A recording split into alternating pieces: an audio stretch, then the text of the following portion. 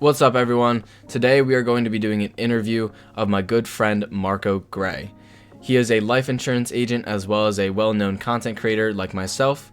He was able to make a six-figure income in his first year out of high school at 19 years old. He was also able to create a show with his uncle MJ Harris that averaged 20 million views monthly. He's also just a great guy, and I'm really looking forward to picking his brain about some business and life insurance tips. So without further ado, let's meet Marco. Hey, what's up, Marco? How you been, man? Man, I've been good, brother. I'm super excited to be on this podcast. This your first episode, and Yeah. I definitely can say, bro. And I told you this the other day, but you are next up. So I'm grateful to be on here before the come up actually Oh, starts, well, because thank you. a lot of people, what they do is they want to jump on the train before, afterwards they want to follow you and subscribe after the buzz happens. But I'm on here before Yeah, you blow up, so I'm super excited. Thank you, man. yeah, of course. I mean, you've been a good mentor to me, I guess you could say, and you've taught me a lot, and it's helped me in my business. So, hey, if you get to hop on the train before, Yeah. I'll take it. It's worth it. Anyway, all right, let's get into, these are all questions that I've kind of come up with for myself that I think other people will like. But the first one is just asking, you made a six-figure income in your first year. I just want to know what is one thing that you would tell to people to help them get their first six-figure income, especially at a young age? Right. So it's three things. And when I first got into it, when I got into life insurance, I had the privilege and I was grateful to be mentored by such a wonderful mentor. Shout out my uncle MJ. As such a wonderful mentor. And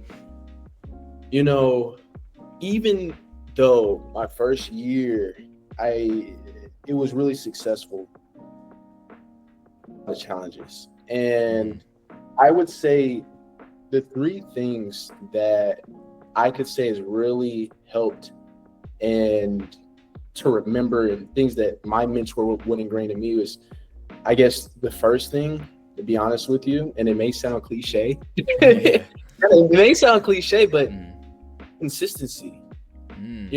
I think that consistency and being able to every single day be able to go out, even when you hit your target, being able to go out and still go out and clock in, sell, and talk to clients, always being in front of clients. Consistency was a big thing for me, because what I would do is I'd have heartbreak, for example. I have my own situations going on, and that would affect my sales. I'd be like, man, I get down, and that would make me get down in me talking to prospects, because at the end of the day, everything is energy. When you're talking to a client, when you're talking to a prospect, and they hear you on the phone, your voice, they say the eyes are the windows to the soul. So is your voice.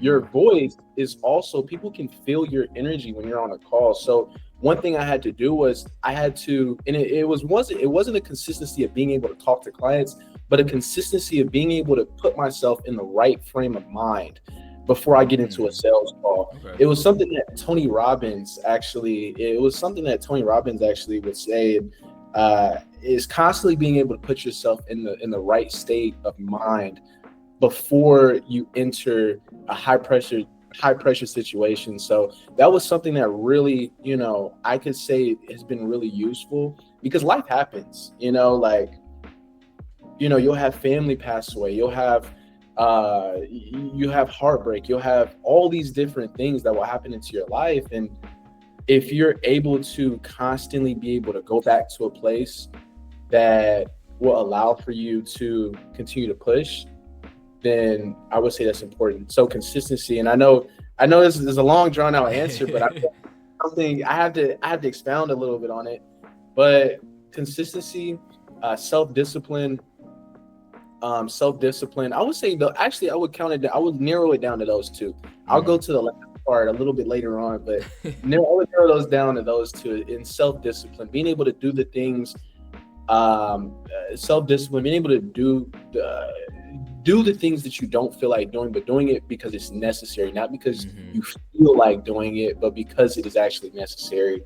And I think that kind of ties into kind of the first. I think they kind of work hand in hand, kind of connected. So I would say, man, those two things kind of, and of course the mentorship and the guidance. My uncle, I would say that very much so contributed, man. Yeah, I mean, structure and having consistency is something that I do a lot in my business as well. It helps me kind of be able to set aside what's going on in my personal life and my business life. Like you said, heartbreak, whatever goes on, you can focus on your work and know what is expected of you and shoot for the moon. You know what I mean? Like, you can always do more. And that is really important. And also, like, the mindset that you were talking about. I remember you told me that I should think about what my favorite salesman should do in this scenario. And I did that one time, and I was like, I actually felt confident walking in there. I mean, I'm newer to this, so I don't really feel confident much when I go in. I have to fake it, but right, having that kind of boost of confidence going into a place is really helpful. So it makes sense that would help you, get your first, 6-figure income, because that's huge, especially right out of high school, right?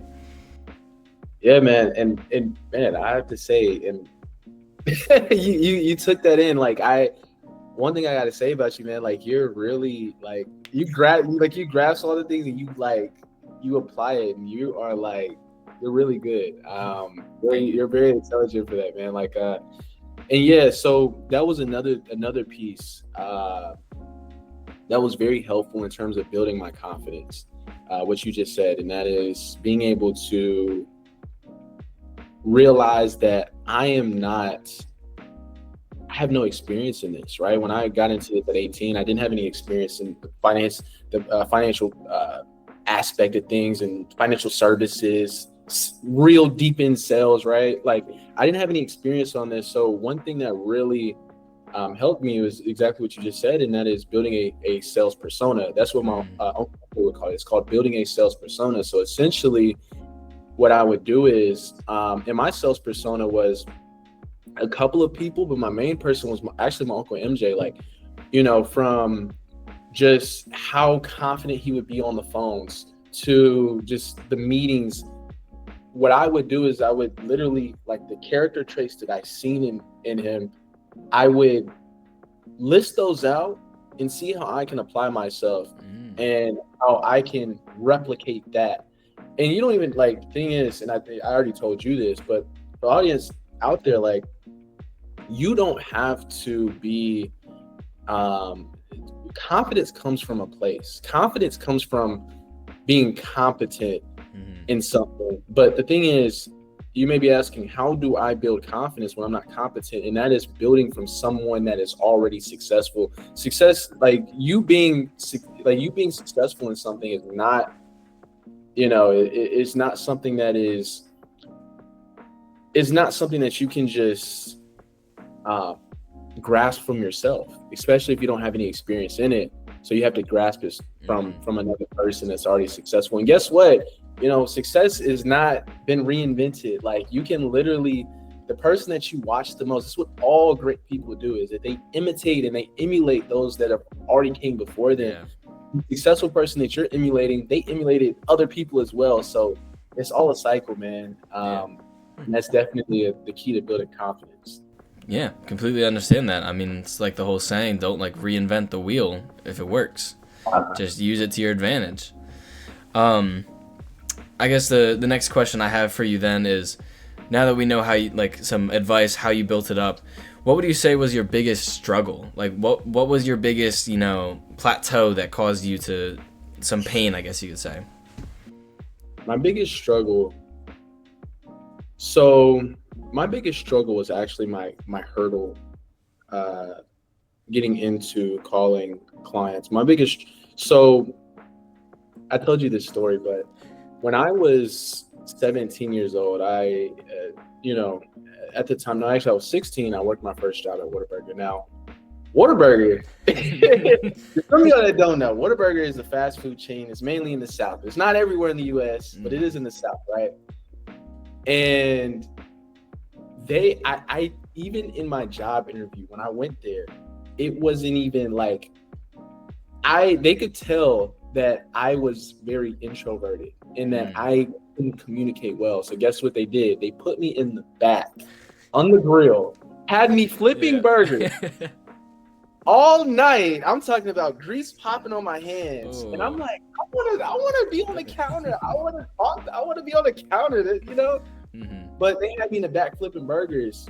And that just goes to show like the level of my ability to communicate and, you know, my ability to be an extrovert was that so when I got into sales, it was really difficult breaking that pattern and breaking the habit of me being that introvert, because even talking on the phone with people, like it could be just a family member I haven't seen in a while, I could have this anxiousness, and you know, it was just coming from a place of just me not being social, you know. So when I got on my first call, my first couple of calls, it was actually probably the most embarrassing thing. If anybody else was in the room, very embarrassing. I'm talking about like when I did my first few dials, like it came to a point where I would call the client, right? I would hear their voice. When I hear their voice, my voice would be so shaky that I would have to hang up the phone. My hand was shaking. My palms were sweaty. Like, you know, like it was very bad. And one thing I had to do, and, you know, I had to just force myself to just do it, to be comfortable with being uncomfortable. And sales definitely it made me very uncomfortable, but eventually the more you do it, the more confident you'll be as well, you know, especially being able to pull from other people. And the more you do it, I hate to sound cliche, but the more you do it, the more you actually do it, the better you'll get at it. You know? It's no way of you can read all the books that you want in sales, but if you're not actually going out there talking to prospects, it's pointless. It's pointless. Yeah, I mean, that's a really good point.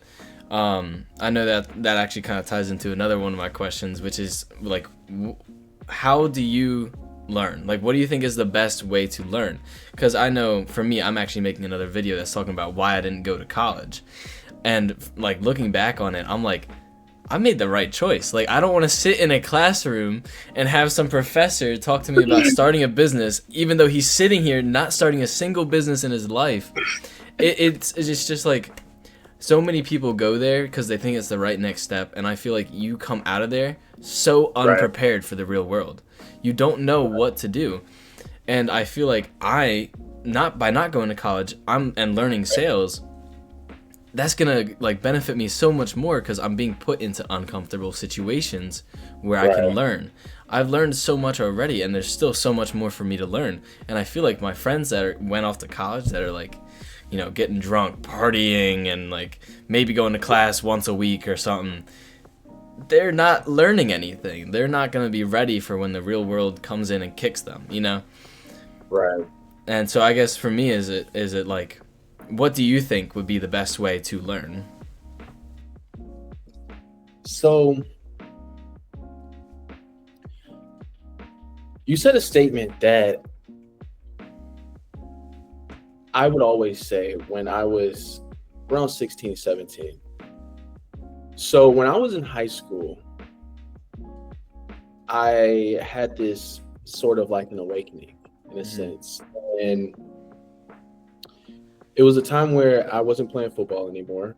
I stopped playing football. So the real world hit at that point. I was like, you know, I thought football was my rock. I thought football was the thing that I was going to do, take it to the next level. I was going to the NFL.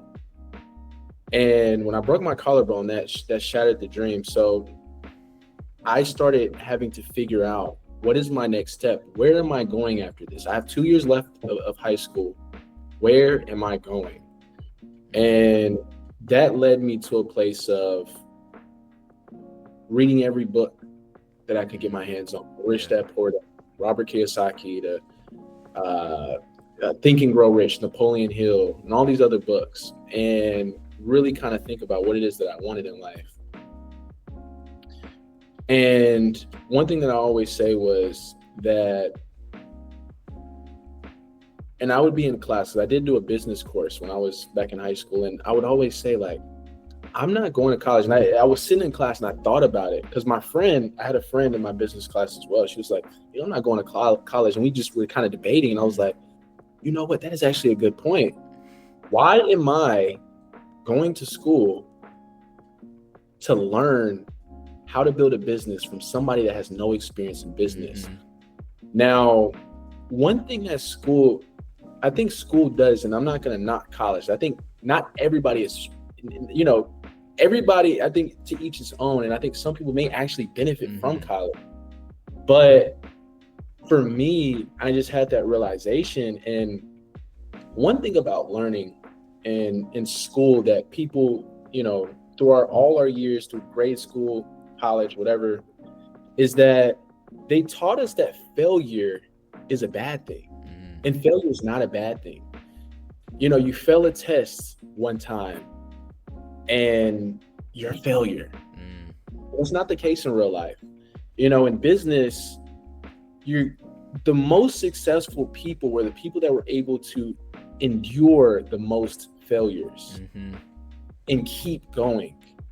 So it made me realize that,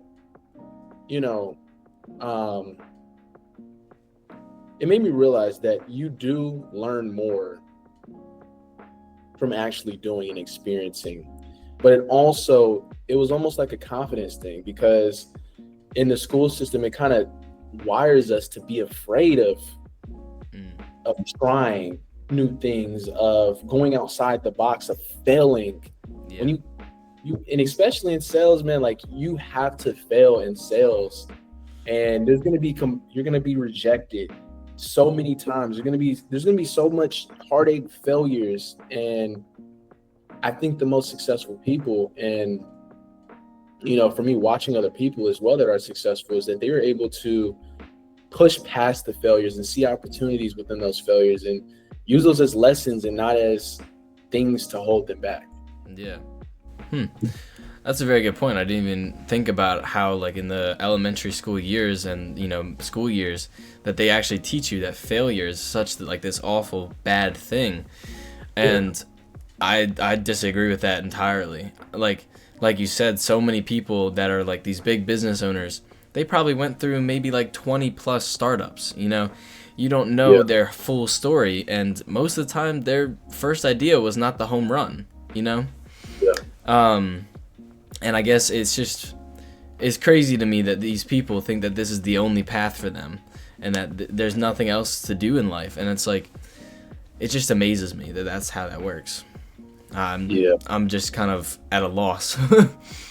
Who do you think taught you that? Like, do you think you learned this throughout your life, or was there a mentor that taught you that, or like, did you get this from your uncle or some other guy? Like, did you learn this kind of way to live and advice through YouTube, or maybe actually going to college and learning from there, or maybe someone else?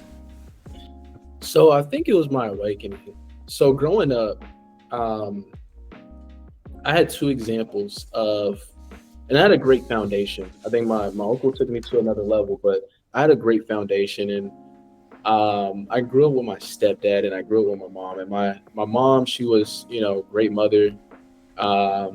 She worked a regular 9 to 5. She was a nurse. And my stepdad, he was a businessman. With my stepdad, although we didn't at the time, we didn't really have a close connection, I was still able to see his drive. When he first got with my mom and all that stuff, I seen where he came from, and to you know, it's not like we were rich, but we were coming from poor to middle class over a span of the time that I met my stepdad when I was 8 to being in high school. We went from being poor to then at middle class, and seeing him, it first off sparked the idea of, you know, me wanting to go in business. You know, he was in network marketing and all this stuff. He had a tax business at the time, and it just made me like realize, like, okay, I think business is what I want to do. Now, when I had my awakening at 16, I read a book. And I read a book, I read Rich Dad Poor Dad, but I also would watch Robert Kiyosaki videos all the time. And that was one of the things that he would say was that, you know, I'm going to school, learning from somebody that has no experience in business. And it just made me realize that, you know, why am I? You know, I mean, there is, don't get me wrong, there's some knowledge that you can get from actually, there's certain knowledge that you can get, but you have to go. And that's one thing I have to applaud you for, man, is, you know, you all, like, you have that, at your age, being able to also distinct and figure out where you wanted to go in life, man. And, you know, not as you just said, you know, because I dealt with the same thing with peers going to college, and the fact that you were able to build your own path, man, and build your own, the fact that you're able to build your own path and just be able to go down a different route is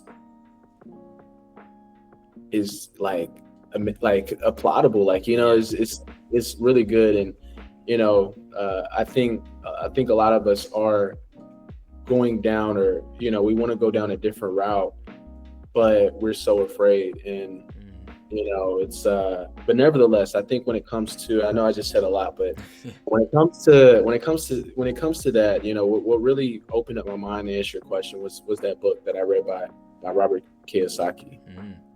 Got it. Yeah, I mean, I've seen some of Robert Kiyosaki's videos. I haven't read his book directly, but he definitely knows a lot about business, and it's you know, an eye-opening book. I guess that sort of leads into the next question. How do you think, like, making content has affected your business?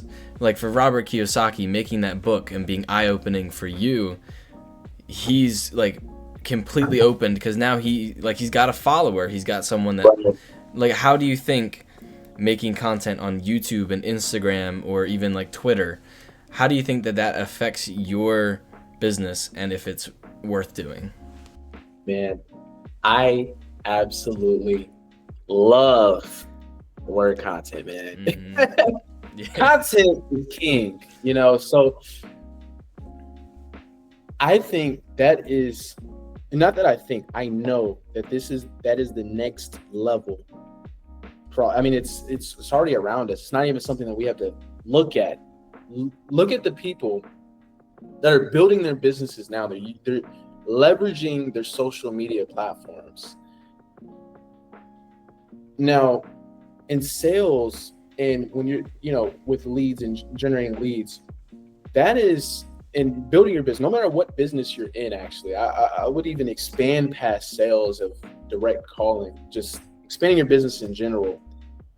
When people see your face and people get to know you, and people get value from you, or people get something from you, and you see, like, for example, I have this card here.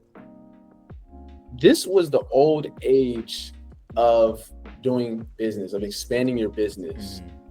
Nowadays, we have our social media platforms.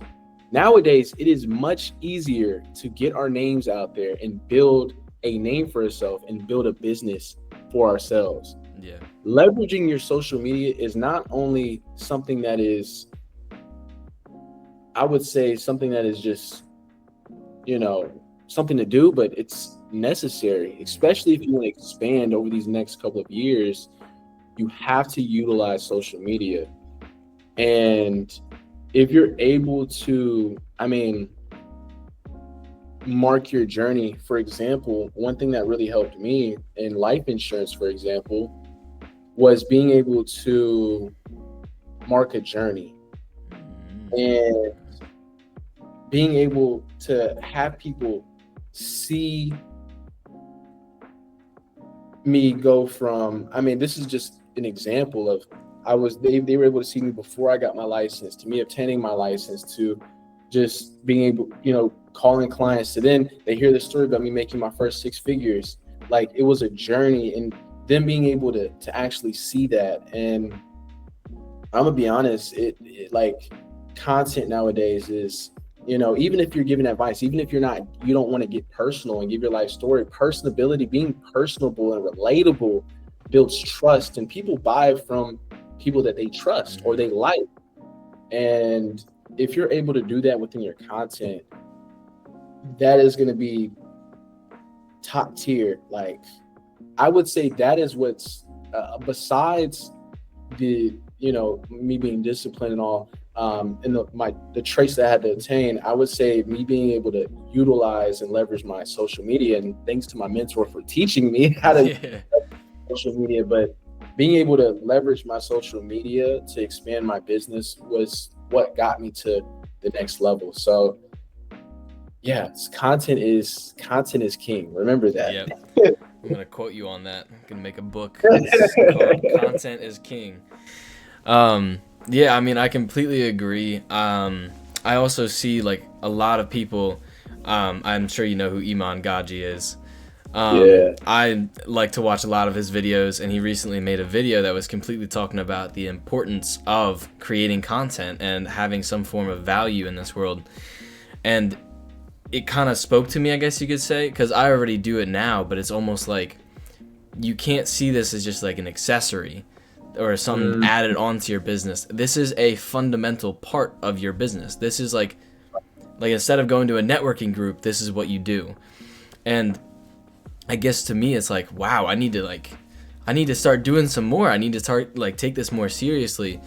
And it's almost hard to balance that work and content.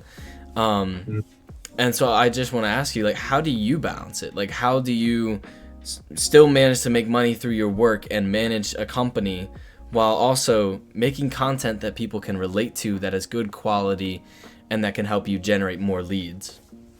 Right. So it was something that, and this is no relation. So I call it the 80-20 rule. This has no relation to Brian Tracy's Pareto principle that he teaches. That this is totally different. It's kind of something I kind of made up in my mind. But 80% of the work that my uncle likes to call it the low-hanging fruit. I remember he used to tell me this before I got into life insurance sales. He likes to call it the low-hanging fruit. Do the things that are giving you the highest results right now in terms of what is giving you the most income, I would say, as of right now, and spend 80% doing that. And then the 20% you do, for example, for the content in this example. So what I had to do, and to be honest with you, it wasn't perfect for me either. It was hard balancing, because there was some days where, it would call for me I had to shoot content throughout the week. And then, I had to, so I'm not speaking, I'm not perfect at this myself. Needless to say, I'm not perfect, because there was times where I had to shoot a lot of content and all this stuff. But what I would say is, if you're just starting out, you want to be an amazing content creator, but you also have a business, and it's generating some income now, what I would say is spend your time doing what you can do within your business right now, 80% of the time. And with the 20%, do that, post content. And when I mean create content, 20% of the time, create content those weekends. So I had to structure out 5 days a week. I'm strictly focused on calling leads, calling clients, closing sales, because guess what? When I make those videos, even though I'm making those 20% of the time, when I make the videos, what I can do is I can now use the money that I used to, and I know I mentioned to use before, but I can now use this money that I'm generating for my business and help, because content and your business, it works hand in hand, it's connected. So if you're able to get your face out there, then and expand your reach and audience, then you automatically will grow your business, right? So use the revenue that you're making 5 days out the week from your business and put that into making sure that your videos are high quality, making sure that your videos are, even put ads behind your videos, get your reach out there,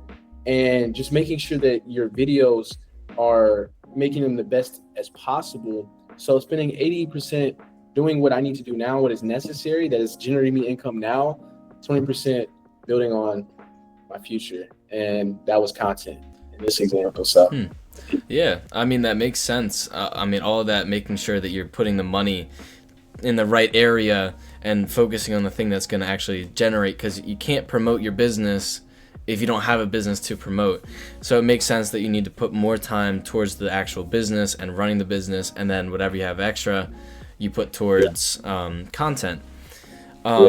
I guess in my question then, if you're not adding much time to create content, you're not going to be able to post as consistently, and it might be at a better quality, but it's not going to be as often. And I guess my question is, what is more important, the consistency side of it for content or the actual quality of it? What is more important, the consistency or quality? So there was a time period where I realized that my numbers kind of stagnant. And then some points it would be low, decrease, and it'd be somewhat stagnant. I wasn't reaching the numbers that I wanted to reach. So what I did was I talked to my uncle, and I always get his advice in terms of content and, making content.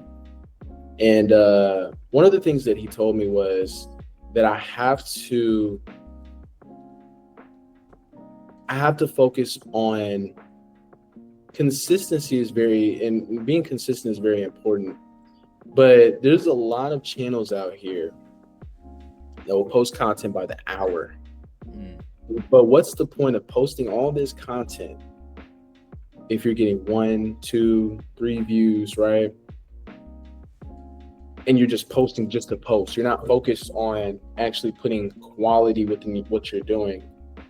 So to answer your question, quality is what's going to get you to the next level. Like that quality, I say quality over, I think consistency is also important. Don't get me wrong. Consistency is really important. Being able to post, let's say if you're like, I can generate from the best that I can do 2 videos a week. Right now, until I get a team in the future, I could do 2 solid, good quality videos a week. You do that, and you're consistent within that. But just posting content for the sake of posting, just so that you can just have in the back of your mind, oh, I posted this week, oh, I feel good, but you're not really putting your time and energy into it and making sure that it's good, then that's the results that you're going to get. Is you're going to get results that also reflect the amount of quality and what you try to put into it. So to answer your question, I think that consistency is very important, but quality and making sure, look at Mr. Beast. He makes sure, I'm looking at, he's like the second most subscribed YouTuber, the most subscribed YouTuber on YouTube. I know I'm speaking for YouTube, but he's probably has the most numbers on all platforms. But for Mr. Beast, for example, he has if you look at his content, he's making content. He's not posting content every single day, but he's making sure that his videos are high quality, high produced. And it doesn't have to be to that level. I'm not comparing, you're Mr. Beast. You don't have to, compare yourself to Mr. Beast, but that just goes to show that quality is in this land of, if you're trying to, especially if you're trying to grow on YouTube, it's, I would say, very, very important. Yeah. And I mean, there's a whole bunch of other people that I feel like do that. I agree with you that quality is more important than the consistent aspect.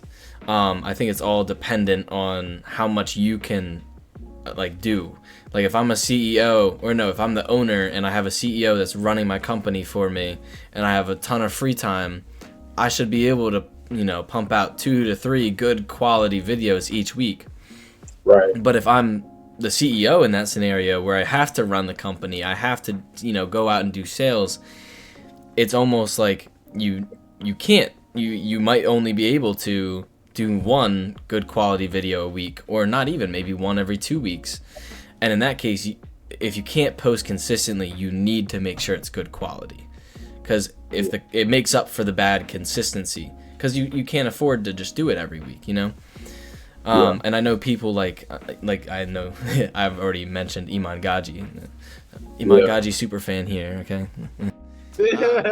Anyway, he posts not often at all, and they're not it's not consistent. There's not a certain day that he does it. It's very off and on. But when he does post, there's value in it. There's entertainment in it. There's a whole bunch of different aspects that go into it, but it is a good quality video that everyone wants to click on, even though he's not posting consistently. So I agree with you that I think quality is more important than quantity. Yeah. Well, that is all of the questions that I have. We are now 36 minutes into it, so sorry I wasted 36 minutes of your time. Man, it was actually man, I really enjoyed this, and like I said, and thank you for having me on, man. Hayden is one thing I have to give you, brother, is you are, your work ethic and your ability to just push. I can see the drive in you, man, and I know this channel has so much potential, and I'm just, thank you for having me on. And so if you haven't subscribed, y'all go subscribe. Y'all hit that subscribe button right now, because he's gonna give you guys so much knowledge and so much game. And y'all better subscribe now before he blows up. Yeah, well, thank you so much for the kind words. I hope everything is going well with your business, and I'm looking forward to hopefully doing this in person sometime. I'm really looking forward to that. Let's do it, man. Yeah, of course. Anyway, it was great talking to you, and I hope you have a great day. Likewise, brother. Have a good one. You too. Hopefully you all learned something that you can apply to your own businesses and help you guys grow and perfect your craft. If you guys have any questions, feel free to leave a comment or DM me and Marco, and we can set up a time to chat. Thank you all for watching, and God bless.